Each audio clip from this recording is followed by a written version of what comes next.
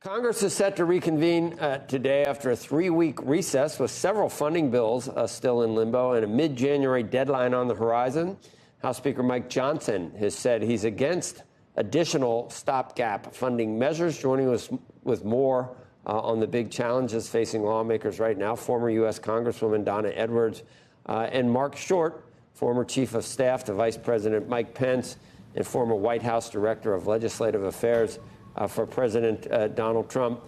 A lot going on, Congresswoman, and I mean, we're watching the developments, and we're all thinking about what's happening, and obviously in Israel with the hostages, and obviously we'd like to get some aid to Israel, and many would like Ukraine as well. How do you see this playing out right now with that as a backdrop, Congresswoman?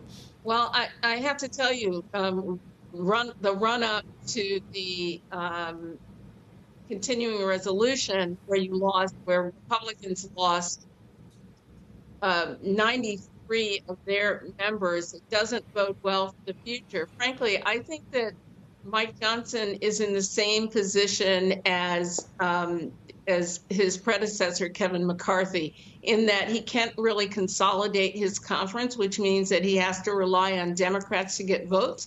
And frankly, relying on Democrats to get the votes for a bill means that the bill has to be very different. And these funding bills are not going to have the extreme cuts that many in the Republican conference want. But the reality is if they send something over that has these extreme cuts, that the Senate is going to reject that, send something back that probably is along the lines of what the debt ceiling limits negotiation was.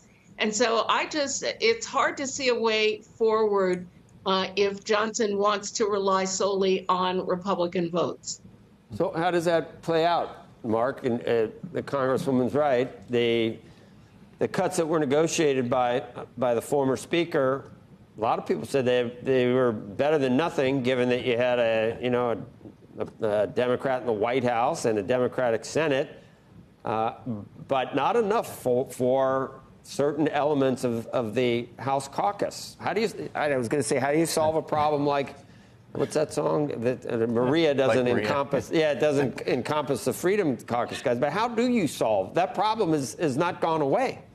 Right, Joe. I mean, I don't think it's hard. I think it's difficult to describe the cuts as extreme when we're barreling toward $34 trillion in debt. But at the same time, I agree with the Congresswoman that the reality is that there's a 3-vote margin for House Republicans. And I think if you expel Santos likely this week, that dynamic's not going to change much as far as how you're going to get something through House Republicans.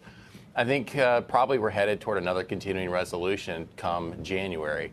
Fortunately for investors, you don't have to deal with it like Christmas possible shutdown for the first time in several years. But we're probably back at the same position. And to your point, Joe, the reality is that those who worked with Democrats to push Kevin McCarthy out of the speakership, Kevin actually negotiated $60 billion less in spending at the caps he had negotiated than what we ended up with when we just passed a continuing resolution at continuing spending levels. So I think we're going to be back at the same spot come January because you do still have a Democrat Senate, you have a Democrat White House, and the margin in the House for House Republicans is so small that it's difficult to get much passed unless it's worked in a bipartisan fashion, which I think the best case scenario is simply limiting spending and keeping it at the current levels.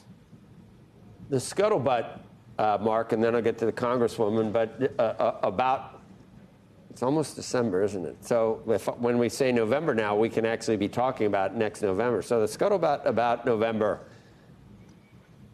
with the two-part, with President Biden on one hand and former President Trump on the other hand, Marc, what are the odds that Joe Biden is the nominee, and what are the odds that former President Trump is the Republican nominee?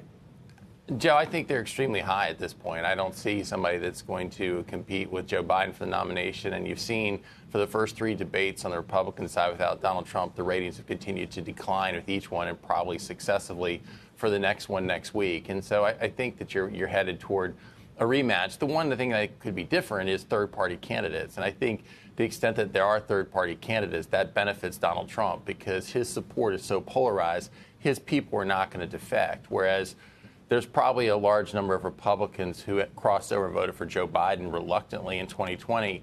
If you give them another choice, they'll go there. So that's less votes for Biden, which helps Donald Trump. So I think you're headed toward a rematch.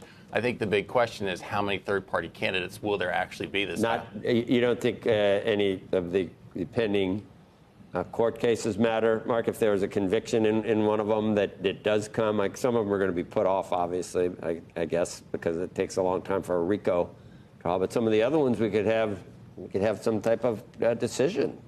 Sure. I don't think we know yet as to whether or not a conviction changes the voter sentiment on the Republican side, but there's no doubt that so far all the indictments have simply rallied support further behind Donald Trump. So I think you have to assume the same scenario.